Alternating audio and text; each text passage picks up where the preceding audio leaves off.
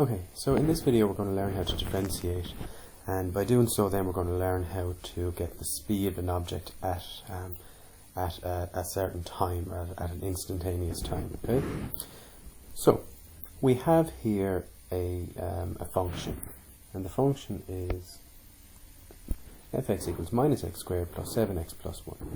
And what that function will give us is, think of a javelin throw. Right, so you know in the Olympics a guy throws the spear, and this javelin throw, right, or this function, sorry, will tell us the height the javelin is in meters off the ground after so many seconds. So if I want to find out how high the javelin is after 2 seconds, well, what I will do is I will put 2 in for x into this function, and whatever it spits me out will be the height in meters, okay, of the javelin at that time.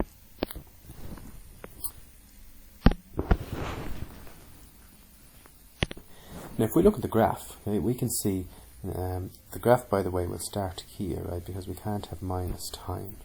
Right, so here we have on our x-axis the time in seconds, and on the y-axis the height in meters. So if I want to find out how high the javelin is at the very start of the race, so at 0 seconds before it leaves the athlete's hand, I will go to 0 seconds, I will put a line up, and wherever it hits the graph, I'll go to the y-axis, and I will see that it's 2 meters.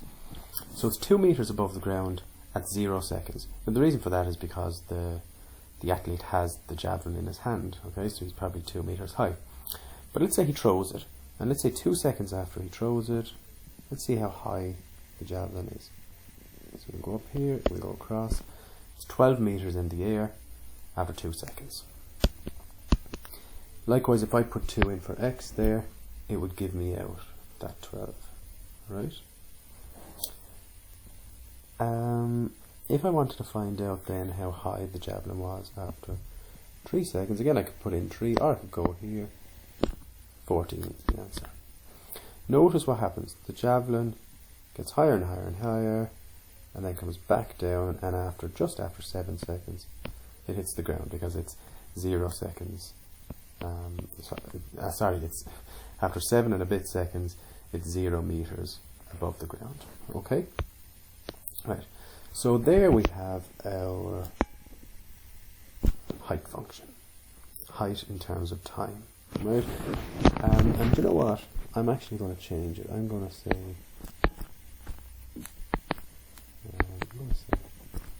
ht equals minus t squared plus 7t plus I. And the reason I'm doing that, the reason I'm changing the letters, is because I'm going to say that's height in terms of time, so I put in the time, it spits me out height. Okay? Right, pretty straightforward so far. However, I want to find out the speed of the javelin after, let's say, 3 seconds. Alright? Here's what I do. We would have looked in the last video of the whole notion behind this and how calculus actually works. But here's what I do. Right? If I want to find out the speed, if I have the height function and I want to find out the speed, I differentiate this function. So it will be dh dt, so I'm differentiating height in terms of time, equals differentiating this minus 2 t plus 7. Alright. Now, there is my speed function. So if I want to find out what the speed of the javelin is after 2 seconds, I would put in 2 in for t, see what it spits me out. If I want to find out, and I think that was what I wanted to find out already, the speed of it after 3 seconds, I put in 3 for t and see what it spits me out. Let's see. Minus 2, 3 plus 7, so that's 6 minus 6 plus 7, which is 1 meter per second. Okay. Now again, I made this up. A javelin wouldn't be going just 1 meter per second. It would be going a lot quicker than that, right? if we look at this, okay, let's see if we want to find out the speed of it after 1 second. Minus 2 multiplied by 1 plus 7 is minus 2 plus 7 equals 5. So 5 meters per second. Notice, remember I said the steeper the slope, the quicker the javelin. So notice it's steep here, but as we go up and up and up, it gets less steep until it hits the top. Okay, and for a split second up there, it's going to stop in midair, and then it's going to have a negative speed coming down the way. Okay, so coming down here, it'll be a negative speed. And what I mean by that is, if you watch here, if we want to find out the speed of the javelin after 5 seconds, so that would be here. Okay, so the speed of it after 5 seconds, put in 5, so minus 2 with 5 plus 7 is minus 10 plus 7, which is minus 3. Now, what they mean by minus 3 is it's coming down the way, so the speed is 3 meters per second. Okay, but it's coming down the way. Right.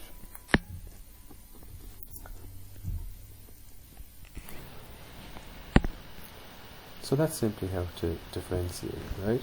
I'll go back here and we'll take another few examples of differentiation.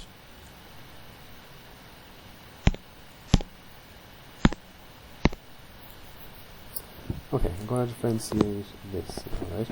So you've probably looked at this, okay, and you're thinking, well, how did I get from here to here? What did I actually do?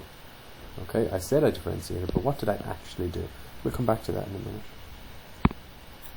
Right, let's take 3x squared plus 4x plus 7 fx. Right, how do I differentiate that? How do I get to dy dx? Well, here's what I do. I look at the power, and I multiply the number in front of the x by that power. So 2 3's are 6. Then I reduce that power by 1. So 6x and 2 minus 1 is 1. Plus, now look at this one. 4x, so think of an invisible 1 there. 1 multiplied by 4 is 4x. Reduce 1 by 1, 0. Now think of, right, actually we'll just have a look at this. 6x squared. 6x to the power of 1 is just 6x.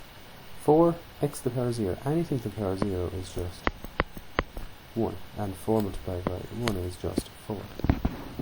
Right? And then if we have a number with no variable, so no x, we just drop it. So this differentiated will give us this. Let's do another one. Let's do a long one.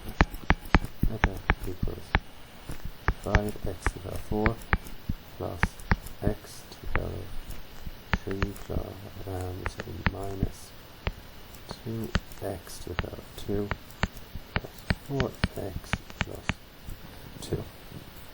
Alright. So, we look at the base, we look at the power.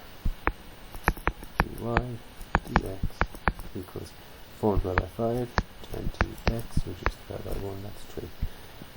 There's no number in front of that x, however, we should be aware now that that's an invisible 1. X is the same as 1x. Okay, so, just pretend there's an invisible 1 there. 3 1's then are 3x, and reduce the power by 1, we have 2. Minus 2 by 2, 4x, reduce the power by 1, 1. X to the power of 1 is the same as x, so we can just leave it as 4x. And here we have x with no power, so that will just be a matter of dropping the x. And here we have a number with no variable, so we drop it. So that is that differentiated. Okay. So if we look back here, that's exactly what I did. I took that as an invisible 1, invisible minus 1, 2 by 1, 2 by minus 1, sorry, minus 2, reduce the power by 1, so that turned into 1 there, So it's minus 2t to the power 1, which is the same as minus 2t. And we had a 7t there, so I dropped the t, I get 7. And we had just a constant there, just a number, so I dropped that. So that's how I got that. Alright, so again, there's my height function, there's my speed function. Okay, one other thing then. And here is it, here's the last thing. So if I have a height or a distance function, and height and distance, kind of the same thing. There's that function, right? If I differentiate that, it will turn into a speed function. So let's do that. Differentiate this, we get dy, dx, we get 4x plus 3. So there's my height, distance function, there's my speed or velocity function. Speed, velocity, kind of the same thing. If I differentiate that a second time, I will get the acceleration. Now, what is acceleration? Well, acceleration is, I suppose, the rate at which the speed changes. Okay? That's all it is, really. So if I differentiate this again, well, I have 4x. So if I differentiate that, I will get 4. And if I differentiate the 3, it's gone. So the acceleration is 4. Here is how I write this. d squared y over dx squared. Okay? Or another way of writing it, if I wanted f dash of x for this one up here, and this one would be f dash dash of x. Okay? So, to recap, if I have a height function, and if I differentiate it once, I get a speed function. If I differentiate the speed function, I will get an acceleration function. If I wasn't given a height function, if I was just given a speed function, right, well, if I differentiated that once, I'd get an acceleration function. So that's that, guys. Okay. So the last thing then, we have two height functions, height or distance functions, okay, whichever. Here's one of them. I want you to differentiate that to get a speed function, and then I want to differentiate that again to get an acceleration function.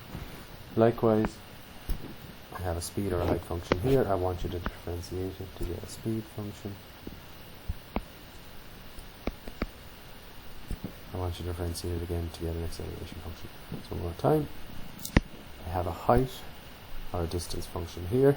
I want you to differentiate to get a speed function, differentiate again to get an acceleration function, and over here I have a height or a distance function, differentiate to get a speed function, differentiate again to get an acceleration function. After you do that, in this one here, I want you to find the height.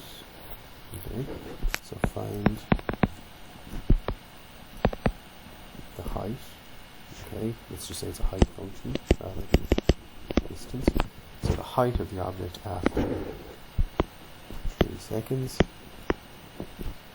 I also want you to find the speed after 3 seconds. And I want you to find the acceleration. And over here, this one, I want you to find the height after 3 seconds again, the speed after 3 seconds, and the acceleration, this one after 3 seconds.